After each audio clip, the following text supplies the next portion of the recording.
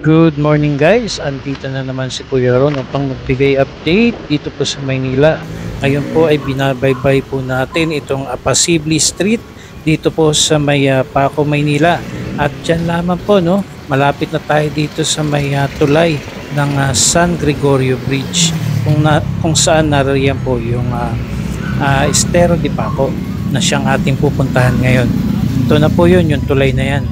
Isa rin ito sa mga marami pong nagtayuan ng mga squatters dito po sa Estero de Paco. At ngayon nga po napaalis na sila at ito na po ang itsura. Yung mga kabahayan dito noon ay mga naglawitan na po dyan sa pinaka-estero. At yung pinaka-estero mismo hindi mo akalaing estero dahil nga po sa punong-puno ng mga basura. Akala mo ay dry land dahil nga po sa dami ng mga basurang naririto yung tubig, halos parang walang gumagalaw, no? At ngayon nga po ay napaalis na sila rito at ito na po ang naging itsura ng Estero de Paco. Bagamat marami pang tatrabahuin sa estero na to para tuluyan ng luminis at gumanda ang lugar, ngayon po ginagawa lamang po nila ngayon ay mini-maintain muna. At malaki na rin po ang naging changes kahit papano dahil kung makikita nyo po ito noon ay talagang napakadami pong basura at mga squatter na nakatira dito noon. Okay, samahan nyo po ako at baybayin po natin itong Estero de Paco hanggang dun sa dulo. Sa dulo kasi ay UN Avenue na. 3 years ago ay napunta na tayo dito at mas maganda noon kasi mas maraming mga halaman na itinanim dito at talagang malinaw din yung yung tubig dito noon dahil nga po sa pamumuno noon ng dating secretary ng DNR Gina Lopez. Maganda rin sana kung may mga dredging dito ng burak para mas mag-improve pa yung tubig ng estero dito. Yung nagme-maintain dito ay mga taga PRCMO at nasa ilalim po rin sila ng pamamahala ng DENR. Ito talaga yung lugar na punong-puno ng mga kabahayan dito, no? Dito mismo sa pinakatubig. Marami pong mga nag-extend ng bahay dyan before. Pero ngayon po ay naisaayos na sila. Yung mga bahay na nakatira ngayon dito ay meron talagang tamang sukat kung hanggang saan lamang sila. Hindi po sila pwedeng sumobra sa kanilang mga kinatitirikan ng bahay kasi nga ito ay nakalaan para sa sidewalk at yung side dito ang karamihan ay tinataniman ng mga halaman ng mga namumuno at namamahala po dito sa Estero de Paco.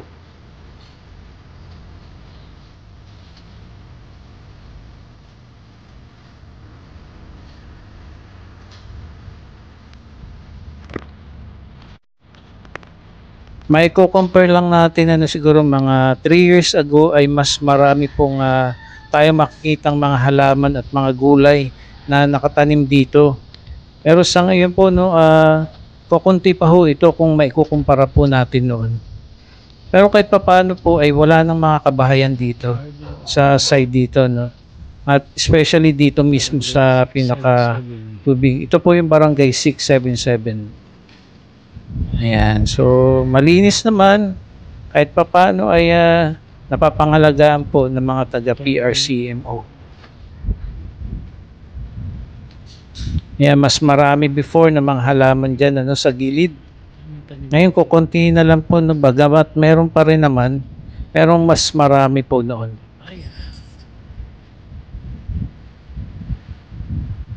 Yung mga puno at halaman dito talagang hindi na rin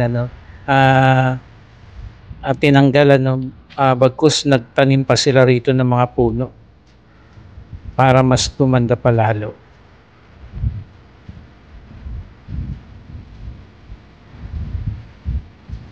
Naglalagay po sila ng mga harang dyan para hindi na po makarating sa kabila yung mga basura. Ito pagka nililinis po nila yan, dito po nila yung mga naiipon na basura dyan ay dyan na lang po nila kinukuha.